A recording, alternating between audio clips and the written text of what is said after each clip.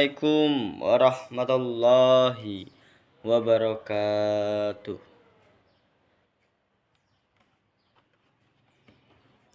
Perkenalkan, nama saya Al-Musyafa dari PJKRB 2024. Di sini saya akan menerangkan materi yang pertemuan ke-12 yang bermateri yaitu definisi, sejarah, dan pokok pembahasan tasawuf aswaja.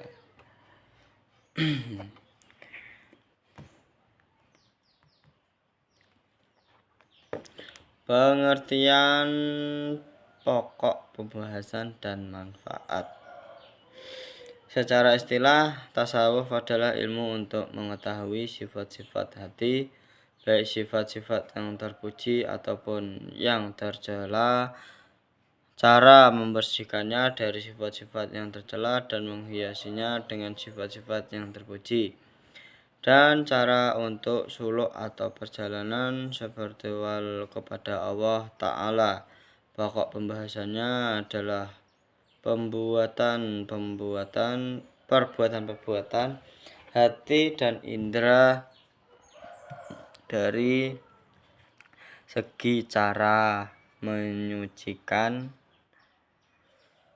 dan menjernihkannya. Manfaat pembelajarannya adalah dapat membersihkan hati dari sifat tercela dan dapat bermakrifat kepada Allah dengan zauq dan selamat di akhirat dengan keberuntungan dan keridhaan dari Allah Ta'ala. Dalam perkembangannya, tasawuf dapat diklasifikasikan menjadi 3 macam. Yang pertama yaitu tasawuf amali. Tasawuf amali pada abad pertama dan kedua Hijriah. Tasawuf merupakan amaliyah ibadah mendekatkan diri kepada Allah. Pada periode ini para sufi belum memberi perhatian mendalam tentang keadaan-keadaan hati dan tahapan-tahapan suluk. Menurut Al-Taftazani, pada abad ini tasawuf diidentikan dengan laku zuhud oleh para sufi.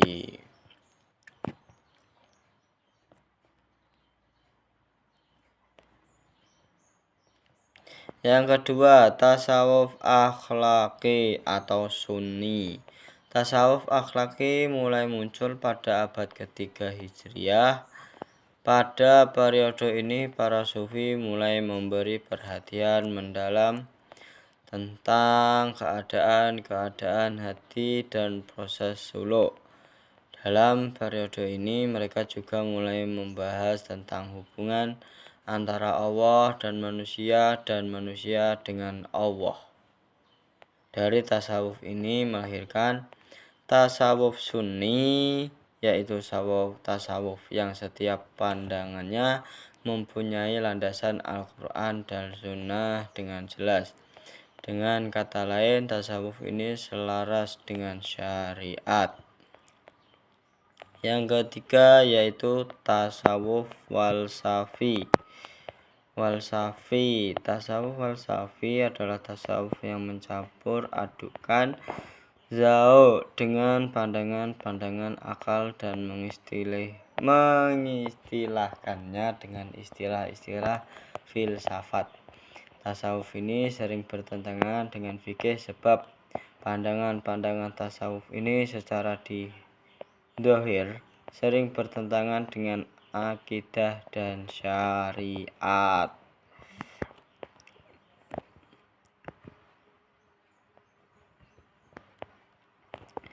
Di antara pemikiran dalam tasawuf falsafi adalah fana. Secara bahasa, arti fana adalah memutus dan menghilangkan. Dalam tasawuf, fana mempunyai beberapa pengertian. 1. Meleburkan sifat-sifat nafsu atau hilangnya sifat-sifat tercela. Yang kedua, meleburkan keinginan-keinginan duniawi. Meleburkan. Yang ketiga, menghilangkan keinginan-keinginan diri dan menetapkan iradah Allah. Yang keempat, hilangnya pandangan terhadap makhluk. Yang kelima, hilangnya perasaan dan kesadaran. Yaitu selanjutnya ittihad. Ittihad berasal dari lafal iutahada. Kemudian karena proses iklal menjadi ittahada yang mengikuti wazan ifta'ala yang berfaedah mutawa'ah.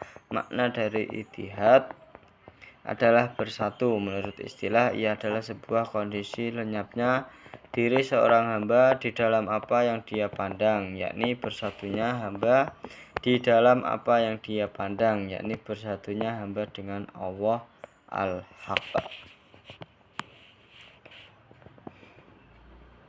Yang selanjutnya yaitu hulul. Hulul terambil dari akar kata hala.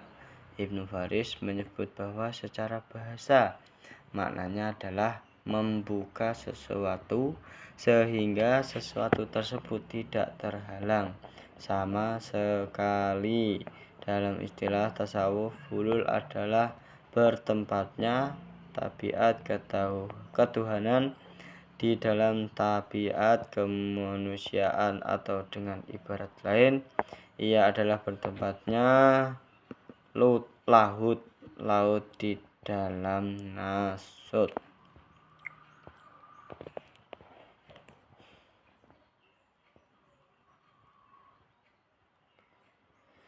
Soal yang pertama, jelaskan secara singkat perkembangan tasawuf di era Rasulullah SAW sampai menjadi amali, akhlaki, dan falsafi.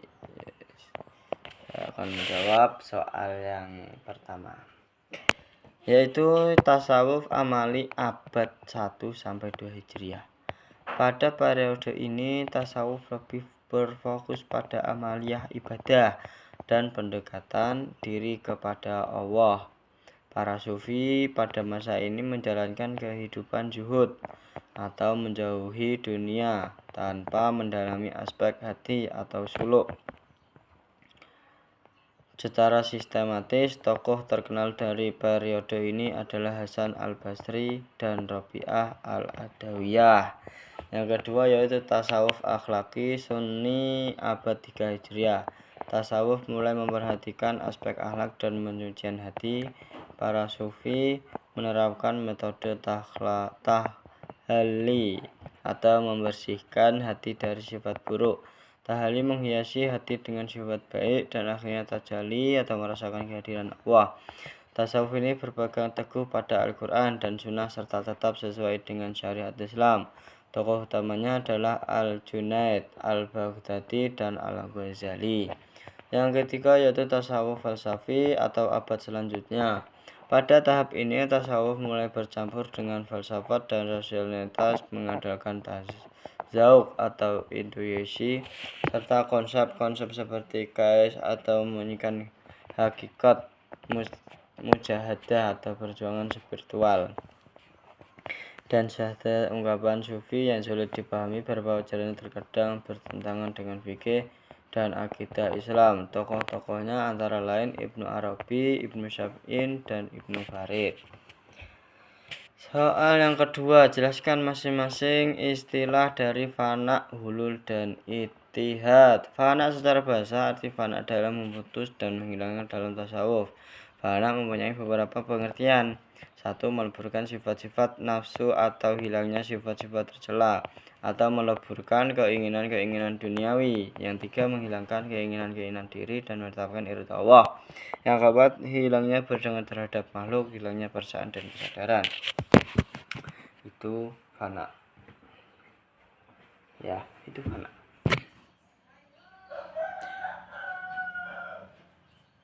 Hulul terambil dari yang pertama tadi, ittihad sudah ya, di depan sudah ada. Dan terima kasih saya sampaikan. Mohon maaf bila ada tutur kata yang salah. Wassalamualaikum warahmatullahi wabarakatuh.